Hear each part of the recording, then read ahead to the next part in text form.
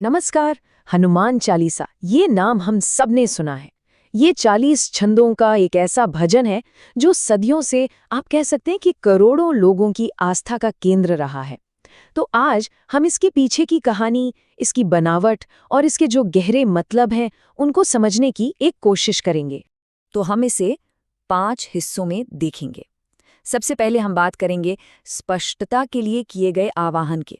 फिर हनुमान जी का जो एक अद्भुत चित्रण किया गया है उसकी बात होगी। उसके बाद उनके महान कार्यों पर नजर डालेंगे।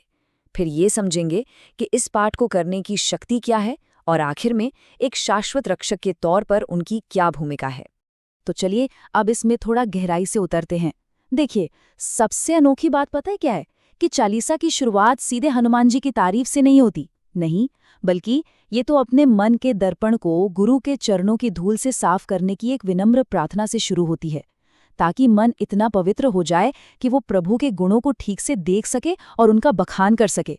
और बस हमारा पहला खंड इसी पर आधारित है, स्पष्टता के लिए आह्वान। मतलब ये हमें ये बताता है कि किसी की तारीफ करने से पहले खुद को उस तारीफ के लायक बनाना कितना जरूरी है। जो शुरुआती दोहे हैं ना, उनमें यही भाव छिपा है।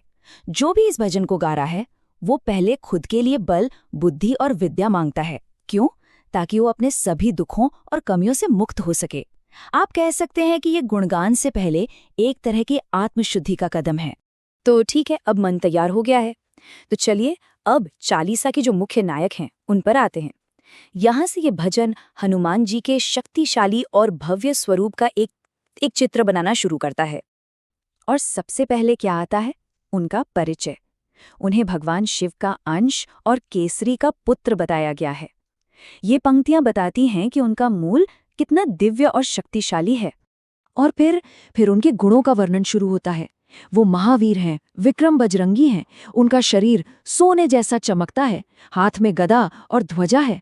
और सबसे बड़ी बात, वो सिर्फ बलवान ही नहीं बल्कि विद्यावान और बहुत गुणी भी हैं।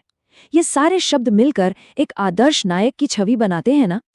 अब यहाँ एक बहुत ही दिलचस्प बात सामने आती है, और वो है हनुमान जी की शक्ति का दोहरापन। वो अपनी मर्जी से बहुत ही छोटा यानी कि सूक्ष्म रूप भी ले सकते हैं और बहुत विशाल यानी विकट रूप भी।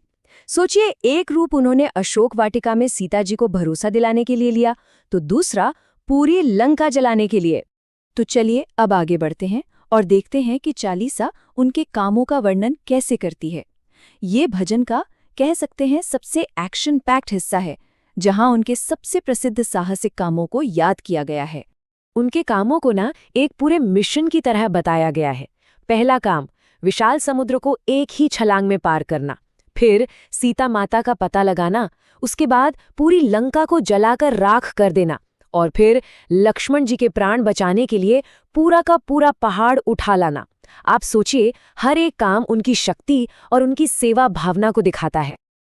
अच्छा, हनुमान जी के कामों को याद करने के बाद अब चालीसा का ध्यान इस बात पर जाता है कि जो व्यक्ति, जो भक्त इस भजन का पाठ करता है उसे क्या फल मिलता है, उसे क्या हासिल होता है। यहाँ पर एक बहुत खास बात समझने वाली है। उन्हें अष्ट सिद्धि और नवनिधि का दाता कहा गया है। अब ये कोई साधारण वरदान नहीं है। ये 8 अलौकिक शक्तियां और 9 दिव्य खजानों का आशीर्वाद है, जो उन्हें सीता माता से मिला था और जिसे वो अपने भक्तों को दे सकते हैं। और सिर्फ इतना ही नहीं, ये पाठ हर तरह की सुरक्षा का एक वादा भी करता है। ऐसा कहा जाता है कि जो भी भक्ति से इसका जाप करता है उसके जीवन से हर संकट, हर रोग दूर हो जाता है, उसकी इच्छाएं पूरी होती हैं और कोई भी नकारात्मक शक्ति, कोई भी बुरी आत्मा उसके पास भी नहीं आ सकती।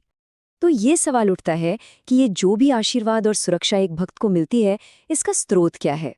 इसका सोर्स है हनुमान जी का शाश्वत स्वरूप। चालीसा का जो आखिरी हिस्सा है वो उन्हें सिर्फ एक पौराणिक नायक नहीं बल्कि एक हमेशा साथ रहने वाले रक्षक के रूप में स्थापित करता है। इन पंक्तियों से ये साफ पता चलता है कि हनुमान जी किसी एक समय या युग तक सीमित नहीं है। नहीं, उनकी कीर्ति तो चारों युगों में फैली हुई है।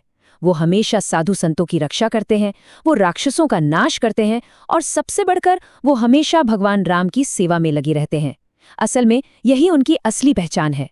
और फिर चालीसा का अंत होता है इस बहुत ही खूबसूरत प्रार्थना के साथ।